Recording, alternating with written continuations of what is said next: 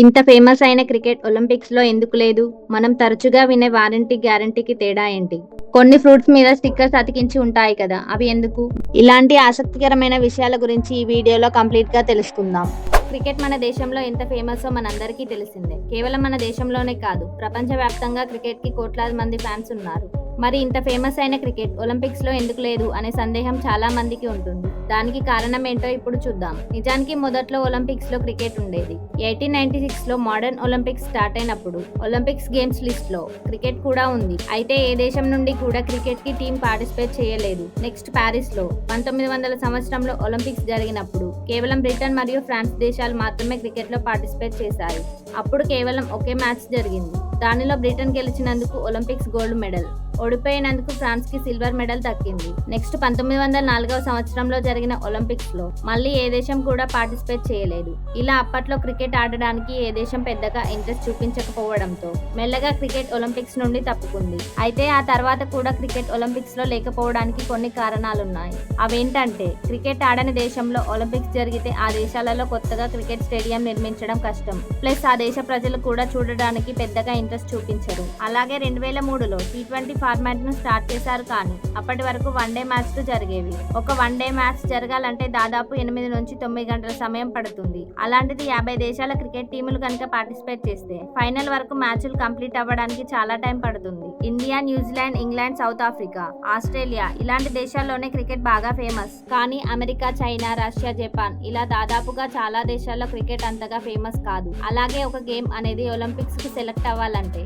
ఆ గేమ్ కనీసం 75 దేశాల్లో పార్టిసిపేట్ చేస్తూ ఉండాలి. కానీ క్రికెట్ విషయానికి వచ్చేసరికి క్రికెట్ 106 దేశాల్లో ఆడుతున్నప్పటికీ కేవలం 12 దేశాల్లో మాత్రమే ఐసీసీలో ఫుల్ మెంబర్స్ గా ఉన్నాయి. మరొక మెయిన్ రీజన్ ఏంటంటే, ఇప్పటి వరకు మన పీసీసీఐ గానీ, ఇంగ్లాండ్ క్రికెట్ బోర్డ్ గానీ, ఐసీసీ గానీ ఒలింపిక్స్ లో క్రికెట్ ను చేర్చడానికి కనీస ప్రయత్నాలు కూడా చేయలేదు. ఈ కారణాలన్నిటి వల్ల క్రికెట్ ఒలింపిక్స్ లో లేదు. అయితే రీసెంట్ గా ఐసీసీ 2028 లో లాస్ వేగస్ లో జరిగే ఒలింపిక్స్ లో T20 ఫార్మాట్ లో క్రికెట్ ని చేర్చడానికి ప్రయత్నం చేస్తున్నట్లు వెల్లడించింది. ఒకవేళ అది సక్సెస్ అయితే మళ్ళీ ఒలింపిక్స్ లో క్రికెట్ చేరుతుంది. కొన్ని ఫ్రూట్స్ మీద స్టిక్కర్స్ అతికించి ఉంటాయి కదా, అవి ఎందుకు? మనం బయట కానీ లేదా సూపర్ మార్కెట్లలో కానీ కొన్ని ఫ్రూట్స్ కొంటున్నప్పుడు వాటి మీద చిన్న చిన్న స్టిక్కర్స్ ఉంటాయి కదా. చాలా మంది ఈ స్టిక్కర్స్ ఉంటే కాస్ట్లీ అనుకుంటారు, కానీ ఆ స్టిక్కర్స్ ఏంటో ఎందుకో చూద్దాం. ఈ స్టిక్కర్ సిస్టమ్ ని PLU కోడ్ అంటే ప్రైస్ లుక్అప్ కోడ్ అని అంటారు. దీనిని 2001 లో international federation for produce standards IFPS global గా పండ్లు, కూరగాయల మీద స్టిక్కర్స్ వేసే పద్ధతిని ఇంట్రడ్యూస్ చేసింది.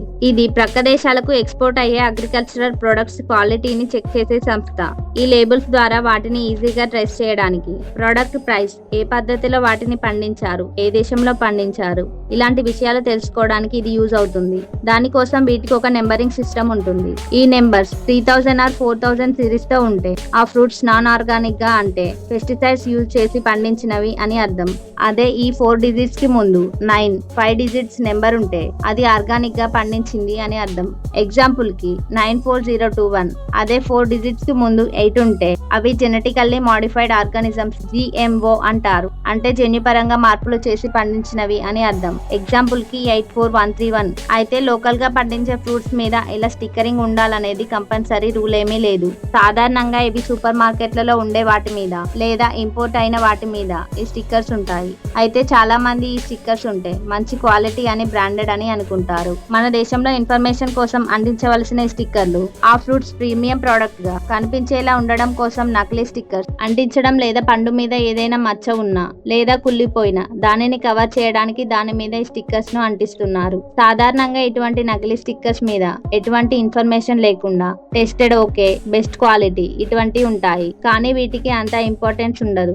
అలా అని స్టిక్కర్స్ ని తయారు చేయడంలో గానీ లేదా వాటిని అతికించడం కోసం వాడిన గమ్ లో గానీ హెల్త్ ని పాడు చేసే కెమికల్స్ ని యూజ్ చేయడానికి అవకాశం ఉంది. అందుకే food safety and standards authority of India ఇలా స్టిక్కర్స్ ని అంటించి ఉన్న ఫ్రూట్స్ ని తినే ముందు ఆ స్టిక్కర్స్ ని తీసివేసి బాగా కడిగి, కుదిరితే ఆ స్టిక్కర్స్ అంటించి ఉన్న కొంత భాగాన్ని తొక్క తీసివేసి లేదా ఆ కొద్ది పార్ట్ ని కట్ చేసి తినమని చెప్తుంది. వారంటీకి గ్యారంటీకి తేడా ఏంటి? కొంతమంది అయితే వారంటీ గ్యారంటీ రెండు ఒకటే అనుకుంటారు. ముందుగా గ్యారంటీ అంటే ఏంటో చూద్దాం. గ్యారంటీ అంటే ఒక వస్తువు యొక్క నాణ్యతకు సంబంధించి కంపెనీ ఇచ్చే ప్రామిస్. అంటే ఏదైనా ఒక ప్రోడక్ట్ మీద 5 సంవత్సరాల గ్యారంటీ ఇస్తుంది అనుకుంటే ఆ 5 సంవత్సరాలలో ఒకవేళ ఆ ప్రోడక్ట్ సరిగా పర్ఫామ్ చేయకపోయినా లేదా ఏదైనా ఒక ప్రాబ్లం వస్తే దానికి బదులుగా వేరే ప్రోడక్ట్ ని రీప్లేస్ చేస్తారు లేదా మనీ రిఫండ్ చేస్తారు. సింపుల్ గా చెప్పాలంటే గ్యారంటీ అంటే కంపెనీ వాళ్ళు ఇచ్చే ఒక ప్రామిస్ లాంటిది. నెక్స్ట్ వారంటీ అంటే కంపెనీ వారంటీ ఇచ్చిన టైంలో కనుక ఆ వస్తువు పాడైతే దానిని ఫ్రీగా రిపేర్ చేస్తారు. కేవలం రిపేర్ మాత్రమే చేస్తారు కానీ రీప్లేస్ చేయరు. వారంటీ అంటే కంపెనీ వాళ్ళు ఇచ్చే ఒక భరోసా లాంటిది. అయితే ఈ వారంటీ గ్యారంటీ లాంటి విషయంలో టర్మ్స్ అండ్ కండిషన్స్ పూర్తిగా చదివి తీసుకోవాలి. ఎందుకంటే గ్యారంటీ వారంటీ మాత్రం బాగా కనపడేలా పెద్ద పెద్ద అక్షరాలతో రాస్తారు. టర్మ్స్ అండ్ కండిషన్స్ మాత్రం చిన్నగా ఒక సైడ్ లో రాస్తారు. కాబట్టి వాటిని కూడా తెలుసుకోవడం ముఖ్యం. సో గ్యారంటీ అనేది ఒక హామీ. వస్తువును మార్చి అలాంటిది మరొక కొత్త వస్తువును ఇస్తారు. వారంటీ అంటే ఆ ప్రోడక్ట్ మీద మనకు కంపెనీ వాళ్ళు ఇచ్చే ఒక భరోసా.